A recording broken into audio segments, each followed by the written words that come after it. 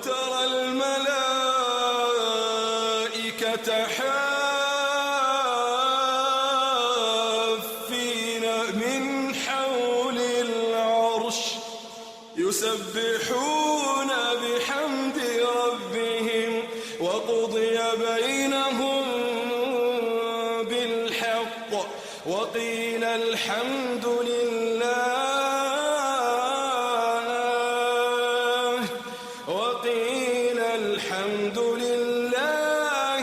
رب العالمين। नाज़रीन आदाब, रमज़ान स्पेशल की एक और किस्त के साथ मैं आपका मेज़बान मोहम्मद अनस फैज़ी हाजिर खिदमत हूँ। नाज़रीन, रमज़ान के ताल्लुक़ से आम तौर पे बहुत से सवाल किए जाते हैं कि रमज़ान में रोज़े रखना सेहत के लिए फ़ायदेमंद है या सेहत के लिए मुज़िर है। तो इसी तरह के बहुत से सवालात के जवाब तलाश करने के लिए आज हम मौजूद हैं कलावती हॉस्पिटल में। हमारे साथ हैं डॉक्टर शालू गुप्ता। आप प्रोफेसर हैं इसी हॉस्पिटल के अंदर, बच्चों के अमराज के माहिर हैं। दूसरा नाम है डॉक्टर यासिर इस्लाम साहब का, जो एसोसिएट प्रोफेसर हैं मेडिसिन डिपार्टमेंट में। मेरा पहला सवाल डॉक्टर यासिर इस्लाम साहब आपसे है। आप लेडी हार्डिंग हॉस्पिटल के एसोसिएट प्रोफेसर हैं। हमें ये बताइए कि रमज़ान में रोज़ा रखना सेहत के लिए फ़ायदेमंद है या नुकसानदेह? जी, सबसे पहले सबको मेरी तरफ़ से रमज़ान मुबारक। देखिए, जहाँ तक रमज़ान की बात है और रमज़ान में जो हम 29 से 30 दिन के जो रोज़े रखे जाते हैं, इसका हेल्थ से रिलेटेड कई सारे फ़ायदे हैं। जैसे कि आजकल हम देखते हैं जो हमारी मेन बीमारियां हैं वो है हाइपरटेंशन, डायबिटीज़, मोटापा और कोलेस्ट्रॉल बढ़ना, जिसको हम हाइपर लिपिडीमिया, डिसलिपिडीमिया बोलते हैं। तो ये सब लाइफस्टाइल डिसऑर्डर्स हैं जिसमें हमें डाइट का और खाने पीने का बहुत ध्यान रखना पड़ता है। रमज़ान के टाइम में जो हम फास्टिंग रखते हैं, आजकल चूँकि गर्मियां हैं तो गर्मियों में 15 से 16 घंटे का हमारा फास्ट हो जाता है।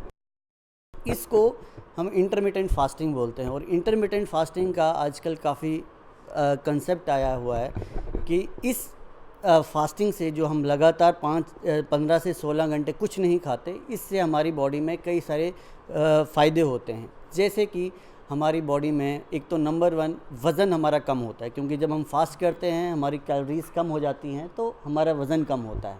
और जब वज़न कम होता है तो उसके जो असर बाकी बीमारियों पे भी पड़ते हैं, जैसे शुगर, जो प्री डायबिटीज़ हैं या जिनका शुगर शुरू में पता चलता है माइल्ड डायबिटीज़ है, उनका शुगर फास्टिंग से ही कंट्रोल हो जाता है। Second, blood pressure. हाइपरटेंशन भी एक ऐसी बीमारी है जो ओबेसिटी और लाइफस्टाइल डिसऑर्डर है, इसका भी फास्टिंग से काफ़ी फ़ायदेमंद असर होता है। हाइपरटेंशन पे ब्लड प्रेशर कंट्रोल हो जाता है। एंड कोलेस्ट्रॉल जो एक बीमारी है जिससे हार्ट पे असर हो जाता है, स्ट्रोक होने का रिस्क रहता है, तो ये बीमारियां फास्टिंग से काफ़ी बेनिफिट पाती हैं। इनसे हमारी बीमारियों पे काफ़ी कंट्रोल आता है। डॉक्टर यासिर इस्लाम साहब, आपका बहुत बहुत शुक्रिया। हम आपके पास फिर आएंगे। डॉक्टर शालू गुप्ता साहब, अगला सवाल हमारा आपसे है। आप हमें ये बताएं कि आमतौर पे बच्चों में बहुत शौक़ पाया जाता है रोज़े रखने का और बहुत, जिसे कहते हैं, लगन के साथ वो रोज़े रखते हैं। तो क्या बच्चों की सेहत पर भी किसी ख़ास तरह का असर पड़ता है, मनफी या बसबद, यानी कि पॉजिटिव असर पड़ता है या नेगेटिव? पहले तो सबको रमज़ान की हार्दिक शुभकामनाएं। बच्चों के अंदर चूँकि फ़ास्टिंग, आप अभी डॉक्टर यासिर ने बताया कि फ़ास्टिंग हम कोई 12 घंटे से लेके और 18 घंटे तक लगातार फ़ास्टिंग रखते हैं। तो बच्चों में स्पेशली जो छोटे बच्चे हैं, जो कि 10 साल से कम के बच्चे हैं, उनके अंदर पूरे ओवर दिन में अगर वो नहीं खाते हैं तो थोड़ा कभी कभी उनको ऐसा लगता है कि वो थोड़ा कमज़ोरी सी महसूस करते हैं। कभी कभार थोड़ा डिहाइड्रेशन उनको लगता है, हालांकि वो हो सकता है कि बहुत ज़्यादा ना हो। थोड़ी उनकी स्कूल के अंदर परफॉर्मेंस भी लोगों ने देखा है कि थोड़ी कम होने लगती हैं, बेचारे बच्चे थोड़े सुस्त होने लगते हैं। तो ऐसे कंडीशन में बच्चों के अंदर कोई लॉन्ग टर्म इफ़ेक्ट्स नहीं पड़ते, बट हाँ शॉर्ट टर्म, क्योंकि इतने लंबे समय तक फास्ट रखना एक छोटे बच्चे के लिए थोड़ा दिक्कत हो जाता है, क्योंकि उनके अंदर वैसे भी छोटे बच्चों के अंदर रिज़र्व्स कम होते हैं, ग्लूकोज रिज़र्व्स कम होते हैं, तो इसलिए वो लंबे समय तक फास्टिंग नहीं रख सकते हैं। और ऐसे लॉन्ग टर्म कोई उनके अंदर हानिकारक इफ़ेक्ट नहीं होता, बट हाँ थोड़ा उनके अंदर इतने लंबे समय तक फास्ट रहने में थोड़ी दिक्कत हो सकती है। अच्छा, डॉक्टर यासिर साहब, मैं ये जानना चाहूँगा कि आम तौर पे ये भी कहा जाता है कि कुछ लोग मशवरा देते हैं कि आप रोज़ा ना रखें, फास्ट ना करें, उसमें जिस्म के अंदर कुछ ख़ास तरह की कमी आ जाती है, मिनरल्स कम हो जाते हैं या पानी की कमी होने से भी नुकसानात हो सकते हैं। तो हमें आप ये वाज़ेह कीजिए कि क्या ऐसा मुमकिन है? देखिए, जो एक नॉर्मल हेल्दी पर्सन है, सेहतयाब इंसान है और जिसको कोई मेडिकल प्रॉब्लम नहीं है, जैसे किसी को डिहाइड्रेशन, लूज़ मोशन या बुखार या और कोई बीमारी नहीं है, तो उसमें फास्टिंग का एज सच कोई नुकसान नहीं आता। बट यस, कई चीज़ें हैं या कई मरीज़ हैं या कुछ ऐसे लोग हैं जिनको फास्टिंग के लिए बिना डॉक्टर के सलाह के नहीं रखना चाहिए। जैसे कि अगर कोई इंसान बीमार है, बुखार आ रहा है, उसको उल्टी हो रही है, दस्त हो रहे हैं, तो उसको डेफिनेटली फास्टिंग नहीं करनी चाहिए, क्योंकि उसमें डिहाइड्रेशन होने का काफ़ी रिस्क रहता है। उसमें उस टाइम इंसान को वाटर इंटेक चाहिए, कैलोरीज चाहिए, जो फास्टिंग के दौरान नहीं मिलती। स्पेशली सेकंड इंडिविजुअल जो हैं, जैसे जो मेहनत का काम करते हैं, क्योंकि हमारा ये वाला रमज़ान गर्मियों के मौसम में चल रहा है, तो जो लोग मेहनत का काम करते हैं, बाहर धूप में काम करते हैं, उसमें पसीने से भी डिहाइड्रेशन होने का काफ़ी रिस्क रहता है। तो ये ऐसे लोग हैं जिनको थोड़ा डॉक्टर की सलाह के बाद ही रोज़ा रखने का सोचना चाहिए। अदरवाइज़ कोई हेल्दी इंडिविजुअल हो, जिसको कोई बीमारी ना हो, और वो रोज़ा बिल्कुल रख सकता है। इसके बेनिफिट कई ज़्यादा हैं, जो अभी कई सारी स्टडीज़ में फास्टिंग का, इंटरमिटेंट फास्टिंग का बेनिफिट काफ़ी ज़्यादा आया है। साहब, आप हमें ये बताएं कि जो बच्चे रोज़ा रखते हैं, देखिए पूरा बड़ा मसरूफ़ स्केड्यूल होता है उनका, वो स्कूल भी जाते हैं, ट्यूशन भी जाते हैं, सिपारा पढ़ने भी जाते हैं मदरसे में, तो आप उन बच्चों को क्या मशवरा देंगे कि रमज़ान यानी रोज़े के अलावा वो किस तरह की डाइट लें, पानी किस मकदार में पिएँ? ऐसे बच्चों को जो छोटे हैं, 14 साल से कम के हैं, मैं हिदायत ये दूंगा कि इनसे बच्चों को पहले धीरे धीरे इनको एक तरह से ट्रेनिंग दी जाए कि कैसे वो आगे रोज़ा कर सकते हैं अपना। तो उसके लिए ये हिदायत दे सकते हैं कि पहले इनको रोज़े जो हैं वो पार्शल रोज़े रखवाए जाएं, जिसका मतलब ये है कि जैसे इनको पूरे एक साथ लंबे रोज़े ना रखवा के गैप करके रोज़े रख सकते हैं, या हफ्ते में जैसे एक दिन 2 दिन रख लिया रोज़ा, या हो सकता है एक दिन छोड़ के एक दिन रोज़ा रख लिया, या ऐसा कर सकते हैं कि आधे दिन रोज़ा रख लिया। तो इस तरह से इनको इनिशियली में ट्रेनिंग दे के इनको ट्राई किया जा सकता है कि ये बच्चे आगे चल के फिर लॉन्ग टर्म या फुल रोज़ा रख सकते हैं या रख सकते हैं। ठीक है, इस दौरान इनका ये ध्यान देना है कि इनके अंदर डिहाइड्रेशन, जैसे डॉक्टर साहब ने बताया कि पानी की कमी एक बहुत इंपॉर्टेंट कारण हो सकता है इन बच्चों के अंदर, स्पेशली जबकि इतनी गर्मी पड़ रही है हमारे यहाँ पे, तो उस सीजन्स में पानी की कमी, डिहाइड्रेशन हो सकता है।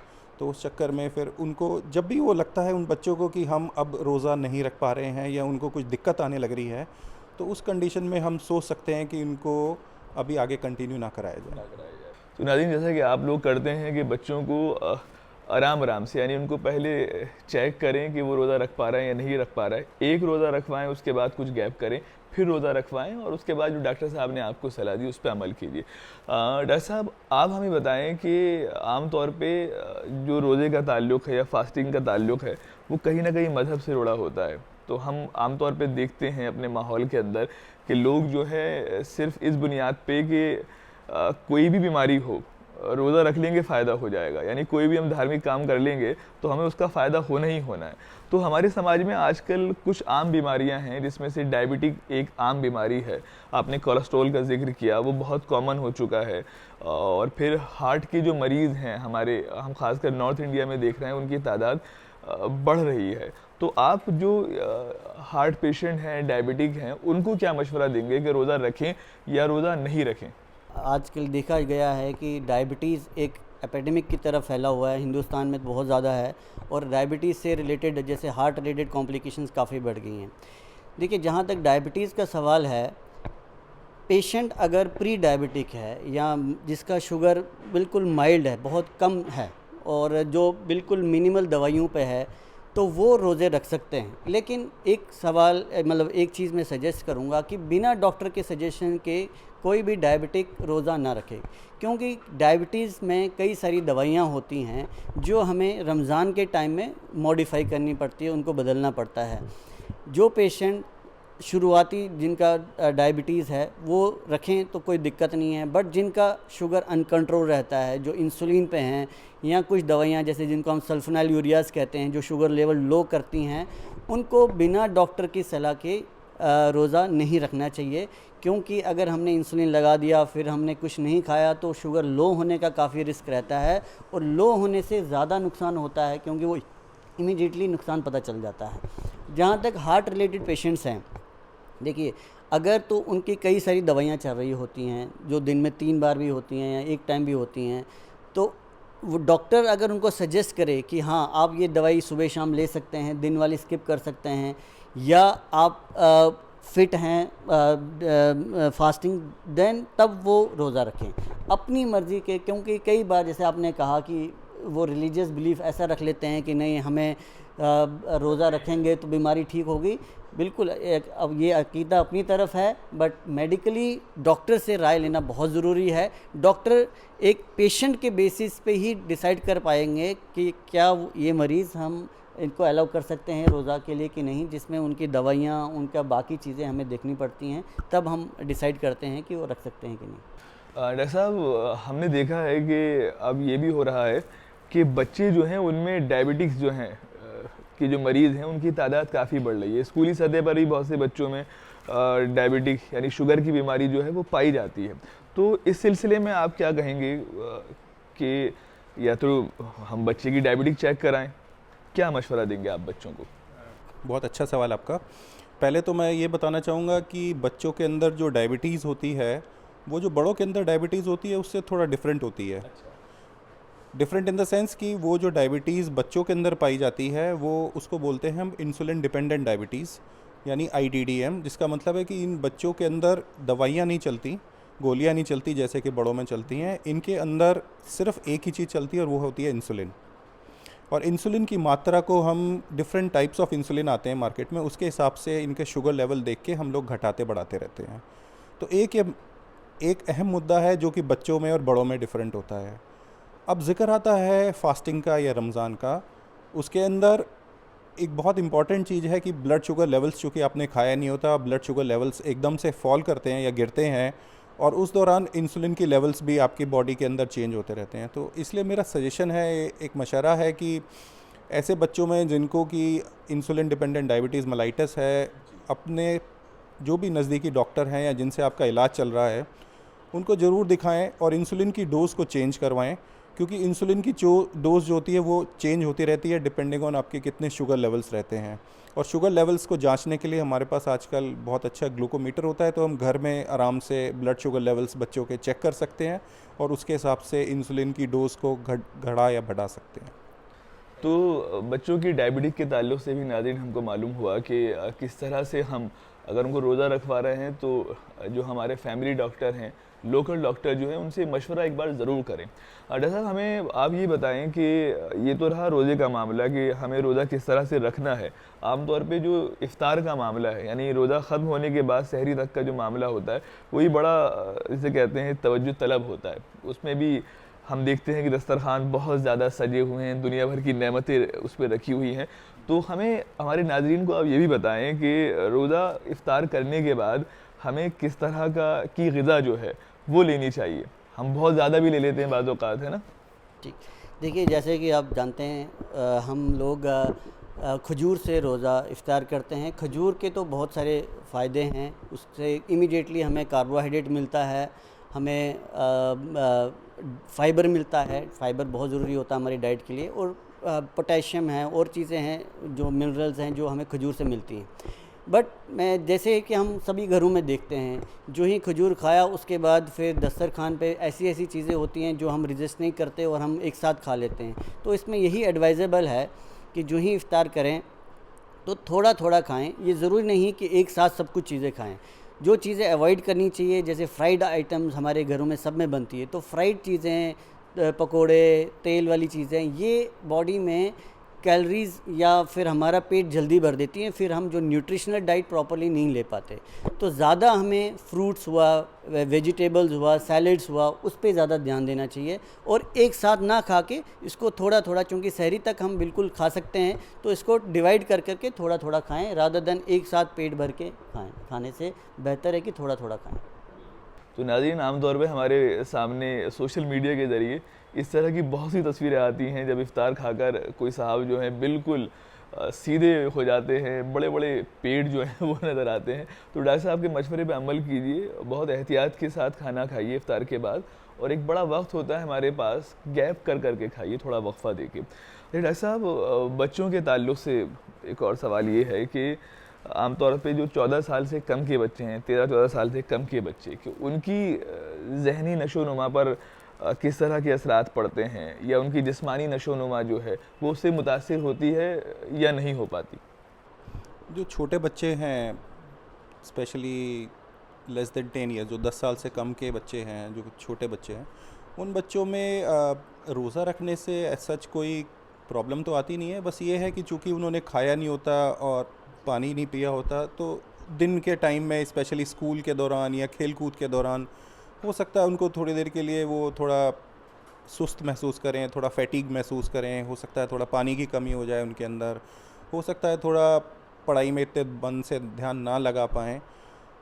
इसके अलावा और तो कोई ऐसी मेजर कोई प्रॉब्लम आती नहीं है। ऐसे में मैंने पहले बताया था कि ऐसे बच्चों को धीरे धीरे करके हम लोग तैयार करें कि जिससे कि फुल फ्लेजेड अपना रोज़ा आगे जाकर रख सकते हैं।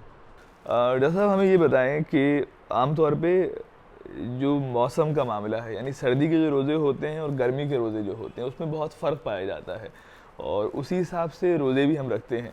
तो हमारे बहुत से साथी ये भी करते हैं कि गर्मी के रोज़े में जो है वो कुछ वक्फे के लिए या महीने भर के लिए, रमज़ान के महीने के लिए माइग्रेट कर जाते हैं किसी सर्द इलाके में।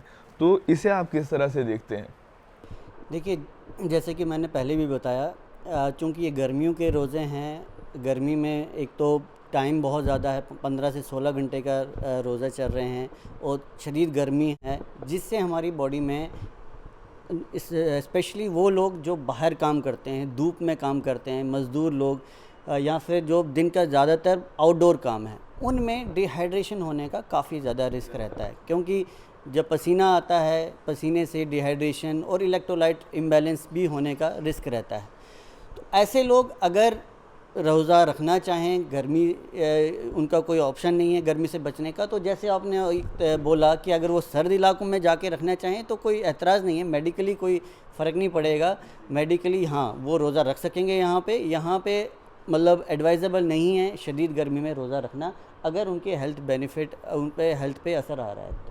डॉक्टर साहब ने हमें बताया कि जो बड़ों के ताल्लुक़ से अगर हम बात करें, रोज़े रखने के फ़ायदों पर भी बात की और कुछ एहतियाती तदाबीर जो हैं वो भी इख्तियार करने के लिए डॉक्टर साहब ने हमसे कहा। डॉक्टर साहब, अब हम आपसे सवाल करना चाहते हैं कि अगर बच्चे रोज़े रखते हैं, आपने बताया कि गैप करके रोज़ा रखना चाहिए, थोड़ा वक्त देना चाहिए, और लगे कि बच्चा रोज़ा रख सकता है तो उससे कहिए कि वो कंटिन्यू करे, मुसलसल रोज़े रखे। तो जो बच्चे मुसलसल रोज़े रख रहे हैं, उनके ताल्लुक़ से हमारे नाज़रीन को ये बताइए कि उनकी सेहत पे किस तरह के फ़ायदे पड़ते हैं, यानी रोज़ा फ़ायदेमंद है या नहीं है उनके लिए? जो छोटे बच्चे रोज़ा रखते हैं, उसमें ये देखा गया है कि अगर वो रोज़े रख पाने में समर्थ हैं या सक्षम हैं, तो उन बच्चों के अंदर थोड़ा देखा गया है कि वो थोड़े एक्टिव ज़्यादा हो जाते हैं। थोड़ा क्या कहते हैं, उनको लगता है कि मैं एक बड़ा काम कर रहा हूँ, जो कि उनके लिए होता ही है, क्योंकि नॉर्मली एक रोज़ा बड़ा आदमी रखता है, अब वो एक छोटा बच्चा उस काम को करने में सक्षम है, तो वो अपने आप में अंदर एक उसको लगता है कि मैं एक बहुत बड़ा इंशाल्लाह काम कर रहा हूँ, जो कि भगवान के लिए या अल्लाह के लिए हो रहा है। और दूसरा, उसके अंदर एक मेंटल स्टेबिलिटी बेटर हो जाती है, थोड़ा उसके अंदर दिमाग में तेज़पन आ जाता है, जिससे कि वो थोड़ा और अपने आप को लगता है कि मैं एक बड़े परिवार का हिस्सा बन गया हूँ, अब मैं भी सक्षम हूँ, मैं भी पावरफुल हो गया हूँ ये सब करने में। अब डॉक्टर साहब, सवाल आता है ख़वातीन के ताल्लुक़ से। ख़वातीन की ज़िंदगी वैसे ही अगर हम देखें, घरेलू ज़िंदगी बहुत जद्दोजहद वाली होती है। एक तो वो ख़वातीन जो हाउसवाइफ हैं, दूसरा वो ख़वातीन जो वर्किंग है, यानी कि अपनी घरेलू ज़िम्मेदारियों के अलावा उन्हें ऑफ़िस की जो ज़िम्मेदारियाँ हैं वो भी अदा करनी होती हैं, उनको आप क्या मशवरा देंगे? और उसके साथ साथ हमें ये भी बताएं, जो ख़वातीन हामिला हैं यानी कि प्रेग्नेंट हैं, उन्हें रोज़ा रखना चाहिए या नहीं रखना चाहिए? क्योंकि उनके साथ दो ज़िंदगी का सवाल होता है, बच्चे की भी और माँ की भी। जैसे कि आपने विमेन की बात की, ख़वातीन की बात की, तो जैसा कि बेनिफिट मेन में देखा गया है वैसे ही वुमेन में भी फास्टिंग का बेनिफिट है। आपका वेट लॉस होता है, हाइपरटेंशन कंट्रोल होता है, डायबिटीज़ कंट्रोल होता है, कोलेस्ट्रॉल कम होता है। तो बेनिफिट दोनों मेन और वीमेन में सेम है। बट हाँ, जैसे कि मैंने कहा कि जो नुकसान, जैसे जो लोग रोज़ा नहीं रख सकते, वो सेम मेन और वुमेन में सेम है। ख़वातीन में भी वैसे ही है, जैसे जो लोग जैसे बीमार हैं और बुखार है, लूज़ मोशन हो रहे हैं, उल्टियाँ हो रही हैं, जिनका शुगर अनकंट्रोल है, वो ख़वातीन भी अवॉइड करें रोज़ा रखना, या अपने डॉक्टर से कंसल्ट करने के बाद ही रोज़ा रखें।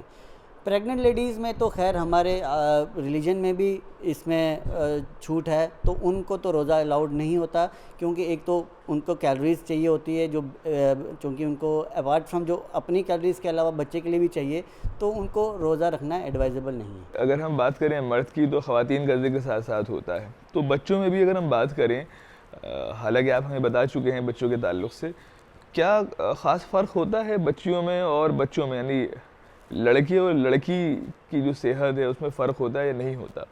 प्यूबर्टी से पहले के हम बच्चों की बात करें या यौनावस्था अटेन करने से पहले की बच्चों की बात करें, 14 साल से कम के बच्चों की, 12-13 साल से कम के बच्चों की, तो लड़के और लड़कियों में बहुत खासा फ़र्क होता नहीं है। तो ऑलमोस्ट दोनों बराबर ही होते हैं, सब कुछ उनके अंदर सेम ही होता है, ऐसे कोई ख़ास डिफरेंस नहीं होता दोनों में। रज़ा साहब, ये तो मसला रहा हामिला ख़वातीन का। बेहतर यही है कि रोज़े वो ना रखें, क्योंकि उनके साथ जो है एक और ज़िंदगी उनसे वाबस्ता होती है। हमें ही बताएं कि जो माएँ, जो ख़वातीन जो हैं, जो बच्चों को दूध पिलाती हैं, तो ये भी एक बड़ा मसला है कि उन्हें ज़्यादा प्रोटीन, ज़्यादा तवानाई वाली ग़िज़ा जो है लेनी होती है, चूँकि बच्चों का सवाल होता है। तो आप क्या मशवरा देंगे कि जो माएँ दूध पिला रही हैं बच्चों को, वो रोज़ा रखें या रोज़ा नहीं रखें? देखिए, वही चीज़ इसके भी सामने निकल के आती है कि जो माएँ बच्चों को दूध पिलाती हैं, उनको कैलोरीज़ की ज़रूरत है, उनको प्रोटीन्स की ज़रूरत है, और सबसे ज़्यादा उनको लिक्विड्स, तरल पदार्थ, वाटर की ज़रूरत है, जिससे कि उनके कॉन्स्टेंटली या उनको लगातार 24 घंटे ब्रेस्ट मिल्क आता रहे। तो उस कंडीशन में ये ज़रूरी रहेगा कि वो जो मदर माँ को बच्चों को दूध पिला रही हैं, वो रोज़ा ना रखें, जिससे कि उनको बच्चे को उसकी वजह से कोई दिक्कत ना आए।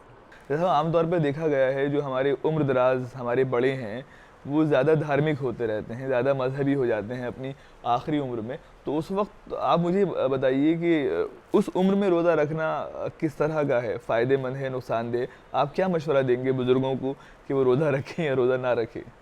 देखिए, जो बुज़ुर्ग सेहतियाब हैं, जिनको कोई बीमारी नहीं है, जो बिल्कुल हेल्दी, जिसको हम एल्डरली बोलते हैं, जो चलते फिरते हैं, अपना डेली रूटीन फॉलो करते हैं, तो उनको रोज़ा रखने में कोई दिक्कत नहीं है।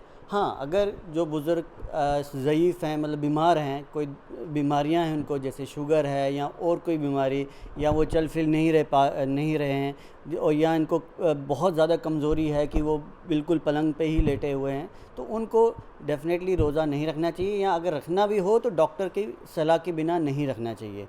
जो लोग बिल्कुल हेल्दी हैं वो डेफ़िनेटली रख सकते हैं, क्योंकि फ़ायदा बहुत है रमज़ान का। जनाब, एक सवाल आपसे ही है, वो ये कि तो रमज़ान के रोज़े हैं, रमज़ान में 30 रोज़े जो हैं, 30 या 29 रोज़े जो हैं, वो फ़र्ज़ किए गए, वो आपको रखने हैं।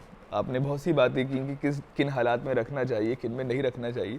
हमें ये बताइए कि रमज़ान के अलावा बाकी जो 11 महीने हैं, आप क्या मशवरा देंगे कि इन महीनों में भी 1 या 2 रोज़ा हर महीने आप रखना पसंद करेंगे, या रखना चाहिए या नहीं रखना चाहिए? देखिए, इस बारे में एक चीज़ बताना चाहता हूँ मैं आपको। ये रमज़ान तो हमारे लिए फ़र्ज़ है, हमें तो रखना ही रखना है, लेकिन हेल्थ पॉइंट ऑफ व्यू से या हेल्थ बेनिफिट, आप पूरे साल अगर इंटरमिटेंट फास्टिंग करें, जैसे हफ्ते में 2 दिन रोज़ा रखा या महीने में 3-4 दिन रखा, उसका बहुत ज़्यादा फ़ायदा है। हेल्थ बेनिफिट तो आप पूरे साल में या पूरे साल तो नहीं रख सकते, तो आप हफ्ते में 2 दिन रोज़ा रखें या महीने में 2-3 दिन रोज़ा रखें। इससे आपका वज़न कम होगा, शुगर कंट्रोल होगा, ब्लड प्रेशर कंट्रोल होगा, कोलेस्ट्रॉल कंट्रोल होगा। इसी को इंटरमिटेंट फास्टिंग कहते हैं और ये आजकल काफ़ी ज़्यादा इसका बेनिफिट पाया गया है। कई सारी स्टडीज़ में ये तक पाया गया है कैंसर मरीज़, कैंसर भी फास्टिंग से रिग्रेस हो जाता है, क्योंकि जो कैंसर के सेल्स होते हैं उनको ग्लूकोज की ज़रूरत होती है और अगर इंसान फास्टिंग करे तो ग्लूकोज की बॉडी में कमी होती है, तो कैंसर भी रिग्रेस कर सकता है अगर हम इंटरमिटेंट फास्टिंग करें और अगर हम पूरे साल थोड़ी थोड़ी देर के लिए रोज़ा रखें। अच्छा, ये बहुत अच्छी बात की डॉक्टर साहब, आपने इब्तिदा में कहा था कि जो ज़्यादातर बीमारियां हैं आज की, वो लाइफस्टाइल के ऊपर उनका इन्हिसार है, किस तरह की ग़िज़ाएँ हम खा रहे हैं और किस वक्त हम जो हैं वो ग़िज़ा ले रहे हैं। डॉक्टर साहब, आप हमें बताएं कि बच्चे ख़ासकर 13-14 साल से कम उम्र के जो बच्चे होते हैं, वो तरबियत के दिन होते हैं उनके, वो सीख रहे होते हैं चीज़ों को, तो आप क्या मशवरा देंगे पेरेंट्स को भी, बच्चों को भी, कि जो उनकी फ़ूड हैबिट्स हैं, जो उनकी ग़िज़ा है, आजकल बच्चे फ़ास्ट फूड बहुत लेते हैं, मोमोज़ लेते हैं, मैगी और चाउमीन वगैरह बहुत पसंद करते हैं, तो आप क्या उनको स्केड्यूल, किस तरह का तरीका बताएँगे कि वो उस तरीके से खाना खाएँ दिन में, ताकि उनकी आने वाली ज़िंदगी जो है वो बहुत ज़्यादा सेहतमंद हो? कि आजकल काफ़ी बच्चे ये फ़ास्ट फूड से बहुत ज़्यादा एडिक्टिव हो गए हैं, ख़ास तौर से ये चाउमीन, पिज़्ज़ा जैसा आपने बताया। ये ऐसी जो जितने भी चीज़ें हैं, ये बच्चे की सेहत के लिए अच्छी नहीं होती हैं। टेम्परेरीली उस बच्चे को थोड़ा अच्छा लग सकता है क्योंकि ये स्वाद में बहुत अच्छे होते हैं, तो उसको बहुत अच्छा लगता है। लेकिन अगर देखा जाए सेहत पॉइंट ऑफ व्यू से, तो जितने भी फ़ास्ट फूड आइटम्स हैं ये अवॉइड करने चाहिए, बच्चों को नहीं देने चाहिए। और हमें ज़्यादा से ज़्यादा बच्चों को नेचुरल चीज़ें जो होती हैं उनके सेवन के बारे में उनको बताया जाए, जैसे कि साग सब्ज़ी हो गए, हमारे फल हो गए, दूध फलाहार हो गया। तो जो नेचुरल चीज़ें हैं, जितना ज़्यादा हम नेचर के नज़दीक रहेंगे उतनी ज़्यादा हमारे लिए फ़ायदेमंद रहेगी। डॉक्टर साहब, चूँकि आपने ज़िक्र किया था इब्तिदा में कि हमारी फ़ूड हैबिट्स जो हैं, ज़्यादातर बीमारियां जो हैं लाइफस्टाइल वाली हैं, तो रमज़ान में तो हमें मालूम ही है पूरा स्केड्यूल जो है बदल जाता है। आप हमारे नाज़रीन को ये भी बताएं कि जो फूड हैबिट्स हैं वो हमारी किस तरह की होनी चाहिए, या हमारा अगर हम वक्त पे खाना नहीं खा पा रहे हैं तो वो क्या वक्त होना चाहिए कि हम खाना खाएं। बहुत से लोग पूरे दिन खाना खाते रहते हैं, बहुत से दिन एक वक्त खाया, एक वक्त खाना नहीं खाया, ऑफिस के मामलात भी होते हैं, तो आप हमें मशवरा दें, नाज़रीन को समझाएं कि देखिए, जहाँ तक फूड की बात है, जितना वेजिटेबल्स, फ्रूट्स और हाई फाइबर, लो कार्बोहाइड्रेट, लो फैट डाइट हम लें वो ज़्यादा बेहतर है। मतलब आम लफ्ज़ों में ये समझा जाए कि जो नेचुरल चीज़ें हैं, जैसे कि डॉक्टर साहब बता रहे थे, नेचुरल चीज़ों पे ज़्यादा जोर दें। प्रोसेस्ड और ये फास्ट फूड जितना हो सके अवॉइड करें, क्योंकि इन सब चीज़ों से मोटापा बढ़ता है, ओबेसिटी होती है, और मोटापा ही हर एक बीमारी की जड़ है, चाहे वो हाइपरटेंशन, चाहे डायबिटीज़, चाहे हार्ट से रिलेटेड बीमारियां हैं। एक मोटापा बहुत बड़ा फैक्टर होता है। तो वज़न बढ़ेगा, या इसके अलावा भी, वज़न के अलावा भी हमारी बॉडी में कोलेस्ट्रॉल अगर बढ़ता है, उससे हार्ट की तकलीफ़ होती है। तो हेल्दी डाइट लेना बहुत ज़रूरी है। हमारी डाइट में फाइबर ज़्यादा होना चाहिए, कम्प्लेक्स कार्बोहाइड्रेट ज़्यादा होने चाहिए, प्रोटीन ज़्यादा होने चाहिए, फ़ैट्स कम होने चाहिए और सिंपल कार्बोहाइड्रेट्स कम होने चाहिए। तो नाज़रीन, हमने आज के इस प्रोग्राम में कोशिश की ये जानने की कि रमज़ान के तिब्बी फ़वाइद क्या हैं। बहुत सी गलतफ़हमियाँ जो हैं आमतौर पे समाज में लोगों के जहन में रहती हैं कि रोज़े रखने के ये नुकसानात हैं, ऐसा ऐसा हो सकता है या ऐसे फ़ायदे हैं। उन तमाम गलतफ़हमियों से हमने पर्दा हटाने की कोशिश की। तो हम उम्मीद करते हैं कि आप हमारा ये प्रोग्राम देखेंगे, पसंद भी करेंगे, और साथ साथ आपके जो तासुरात हैं दूरदर्शन उर्दू के ताल्लुक़ से, इस प्रोग्राम के ताल्लुक़ से, उनका भी जो है आप उनका इजहार करेंगे। तो हमें इंतज़ार रहेगा। फ़िलहाल आज के इस प्रोग्राम में अपने मेज़बान मोहम्मद अनस फैज़ी को दीजिए इजाज़त, फिर होगी मुलाकात। खुदा हाफिज़। وترى الملائكة حافين من حول العرش يسبحون بحمد ربهم وقضي بينهم بالحق وقيل الحمد لله